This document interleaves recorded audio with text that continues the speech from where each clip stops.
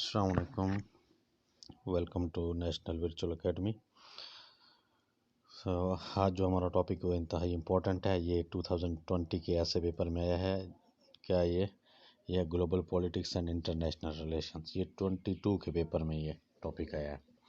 तो अगर इस टॉपिक को हम थोड़ा सा देखें तो ये ब्रॉड टॉपिक है, ओपन टॉपिक है। Global politics and international relations ये ब्रॉड टॉपिक है। हम इसकी कोई भी एंगल उठा सकते हैं, कोई भी पैरामीटर हम इसका उठा सकते हैं। तो जो ज़रूरी मुझे नज़र आया वो मैंने यहाँ उन चीज़ों को लिखा है। तो आइए देखते हैं। तो इसकी थीसिस स्टेटमेंट को थोड़ा रीड करें।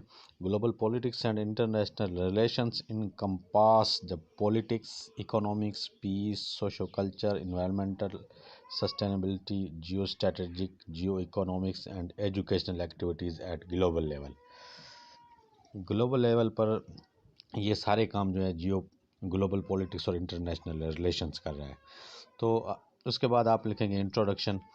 तो नंबर 1 देकर आप इंट्रोडक्शन लिखेंगे। उसके बाद नंबर 2 में आप लिख दें differentiating global politics and international relations. आप इस तरह भी कर सकते हैं। आप और तरह से कोई सांस ले सकते हैं, मतलब understanding the terms global politics and international relations, आप इस तरह भी कह सकते हैं।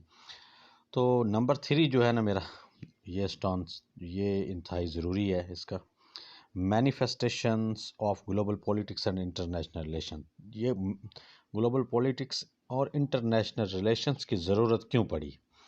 सो what are the causes of global politics. तो कॉजेज़ क्या हैं इसके? कॉजेज़ ये हैं कि ये global politics advanced infrastructure of information technology and facility of internet, जो इंटरनेट की फैसिलिटी और इंफॉर्मेशन टेक्नोलॉजी की एडवांसमेंट की वजह से ये मुमकिन हुआ कि हम ग्लोबल पॉलिटिक्स और इंटरनेशनल रिलेशन से डील कर रहे हैं। Effective role of international organizations, effective role of international organizations का जो इफ़ेक्टिव रोल है उसकी वजह से हम क्या कर रहे हैं, ये जो है ग्लोबल पॉलिटिक्स जो है वो अपना इफ़ेक्ट दिखा रही है। ट्रांसफॉर्मेशन फ्रॉम मोनोपोलैरिटी टू मल्टीपोलैरिटी, जितनी भी स्टेट्स हैं, कंट्रीज़ हैं, उनकी जो बेसिक मैथ ये है कि मोनोपोलैरिटी से मल्टीपोलैरिटी की जानी मूव किया जाए। यूनी स्टेट्स जो हैं उनको वो मल्टी स्टेट्स में उनको जम किया जाए, या जिस तरह के जो अलाइंसेस हैं, या G20 है, G7 ग्रुप, G8 है, ये इस तरह के जो या यूनियंस हैं, यूरोपीय यूनियन या UNO, तो ये क्या कर रही हैं, ये जो कंट्रीज़ हैं ये अलोन है, आइसोलेशन में हैं, उनको मल्टीपोलेट कर रहे हैं, उनको यकजा कर रहे हैं। तो ये जो ट्रांसफॉर्मेशन है ये भी क्या कर रही है, ग्लोबल पॉलिटिक्स और इंटरनेशनल रिलेशंस को जो है ये ज़्यादा यकजा कर रही है। Changing foreign policies of states from geo strategic to geo economics, foreign policies जो कंट्रीज़ की हैं, स्टेट्स की हैं, वो चेंज हो रही हैं। उनके जो ज़मीनी हक़ाइक़ हैं उनको वो चेंज कर रहे हैं जियो इकोनॉमिक्स में। जिस तरह हमारे पास ये है one road and one belt, ये क्या है, हमारे पास ये कॉरिडोर है। तो इस तरह के जो कॉरिडोर्स हैं, इंडिया भी नया कॉरिडोर लॉन्च करने जा रहा है। तो ये जो कॉरिडोर्स हैं इनकी वजह से भी क्या हुआ है कि ये जो है ये दुनिया को ग्लोबल पॉलिटिक्स और इंटरनेशनल रिलेशंस की ज़रूरत पड़ी।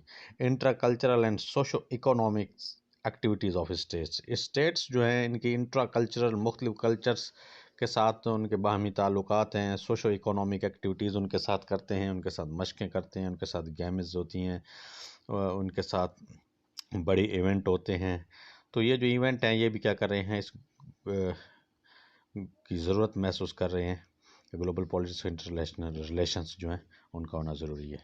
तो आइए अब आगे मूव करते हैं। तो आगे देखें क्या हमारे पास F क्या है, industrial revolution and flow of capital. जो इंडस्ट्रियल रिवॉल्यूशन है उसकी वजह से भी ये क्या हुआ है कि जो है ग्लोबल पॉलिटिक्स की ज़रूरत पड़ी है।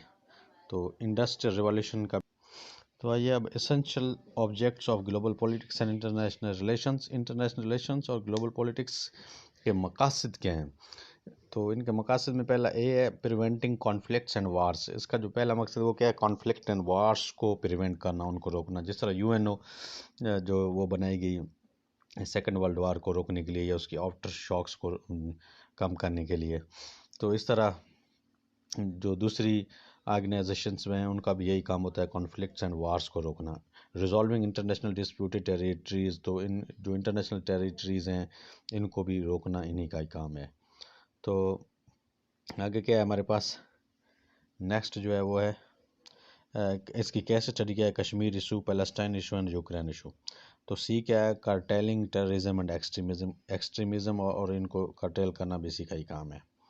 तो डी क्या हमारे पास, promoting economical corridors and routes. तो जो इसका एसेंशियल है वो क्या है, कॉरिडोर्स और रूट्स प्रोवाइड करना, ताकि जो कंट्रीज़ हैं, ख़ास तौर पे जो अंडर डेवलपिंग कंट्रीज़ हैं, थर्ड वर्ल्ड कंट्रीज़ हैं, वो अपनी इकोनॉमिक्स को डेवलप कर सकें। F, using renewable energy resources. Renewable energy resources को इस्तेमाल करना ये भी इनका मेन ऑब्जेक्ट है। To mitigate environmental pollution. Environmental pollution जो है ये इंतहाई मतलब ख़तरे की घंटी है इस अर्थ के वजूद के लिए, तो उसको भी कम करने के लिए रीन्यूएबल एनर्जी सोर्सेज का यूज़ किया जा रहा है। टू कौन कौन से इन्वायरमेंटल पॉल्यूशन से हो सकते हैं, ग्लोबल वार्मिंग है, ये एक बहुत बड़ा ख़तरा है, land pollution, water pollution, noise pollution, ETC. तो आगे चलते हैं, हमारे पास जी क्या है, improving literacy rate by educating mass. तो इसका जो दूसरा ऑब्जेक्ट है वो क्या है कि एजुकेशन को इम्प्रूव करना, एजुकेशन को आम करना। तो एजुकेशन को आम करना ये भी इनका ऑब्जेक्ट है। तो आगे चलते हैं, हमारे पास क्या है इसके हर्डल्स, रुकावटें कौन सी हैं। हर्डल्स क्या हैं, रुकावटें कौन सी हैं against effective outcomes of global politics and international relations के, कौन सी रुकावटें हैं। पहली जो रुकावट है वो ये है illiteracy, specially in under developing countries. Under developing countries में जो इलिटरेसी है वो भी बड़ा प्रॉब्लम है। तो बी क्या, rampant poverty and scarcity of livelihood and food. तो बढ़ती हुई जो गुर्बत है ये भी एक बहुत बड़ा मसला है, और खाने पीने की अशिया का खुर्द-ओ-नोश की जो किल्लत है ये भी बड़ा प्रॉब्लम है। तो ये रुकावट है जो पैदा हो रही है इफ़ेक्टिव किरदार जो है उनके दरमियान। तो उसके बाद क्या, hyper inflation and job displacement. जो हाइपर इन्फ्लेशन है, जो महंगाई दिन ब दिन बढ़ती जा रही है, या जॉब डिस्प्लेसमेंट है, वो भी इसका सबब बन लिया। Global warming a great threat for sustainability of planet earth life. Global warming ये भी एक बहुत बड़ा ख़तरा है, बहुत बड़ा अलार्मिंग हर्डल है against the sustainability of the earth's life. जो ज़िंदगी है यहाँ उनके लिए बहुत बड़ा ख़तरा है, क्योंकि टेम्परेचर बढ़ रहा है जिसकी वजह से आइसबर्ग्स हैं वो जो है पिघल रहे हैं, और जो ओशंस हैं ये बढ़ रहे हैं, ओशन समंदरों का पानी बढ़ रहा है, जिस वजह से जो land area of the earth है उसको बहुत बड़ा ख़तरा है। तो जो ई है वो क्या है, menace of nuclear weapons. Nuclear weapons ये भी एक बड़ा ख़तरा है। Armed activities to show dominance to opponents. Armed activities जो हैं ये डोमिनेंस शो करने के लिए ओपोनेंट्स को, अपने हरीफ को, तो ये भी बहुत बड़ा ख़तरा है, किसी भी वक्त ये न्यूक्लियर वेपन्स जो हैं पहली रेमेडी जो है वो ये है कि effective role of international organizations and alliances to solve key issues. तो की इश्यूज़ जो हैं उनको सॉल्व करने में इफेक्टिव किरदार अदा करना चाहिए इंटरनेशनल ऑर्गेनाइजेशंस को, यूएनओ को, यूरोपीय यूनियंस को, या जिस तरह दूसरे अलायंसेस हैं उनको। स्ट्रेंथनिंग डेमोक्रेसी, डेमोक्रेसी को स्ट्रेंथन करना चाहिए ताकि लोग जो हैं अपने क्या है ख़ुद चॉइस कर सकें, अपने नज़रियात के मुताबिक वो अपनी हुकूमत बना सकें। Freedom of speech and press. Speech और एक्सप्रेशन की आज़ादी होनी चाहिए ताकि लोग अपने ख़यालात का इजहार कर सकें, अपनी आवाज़ को बुलंद कर सकें। Integration of various religious and nations to produce peace and harmony. तो जो मुख्तलिफ रिलीजन्स हैं या जो मुख्तलिफ नेशंस हैं उनके दरमियान हारमोनी पैदा करने के लिए उनके दरमियान जो है इवेंट्स कायम करने चाहिए, उनके दरमियान प्रोग्राम्स और कॉन्फ्रेंसेस मुनक़िद होनी चाहिए ताकि जो डिफरेंट रीजन्स हैं उनके दरमियान जो है क्या कहते हैं इंतशार को कम किया जा सके, नफ़रत को कम किया जा सकता है। जिस तरह इस्लाम फोबिया है यूरोप में या वेस्ट वर्ल्ड में, या हमारे यहाँ जो हिंदू एंड मुस्लिम का जो टसल है इस साउथ एशिया में, उस तरह की जो चीज़ें हैं ये जो है इनको सॉल्व करना इंतहाई ज़रूरी है।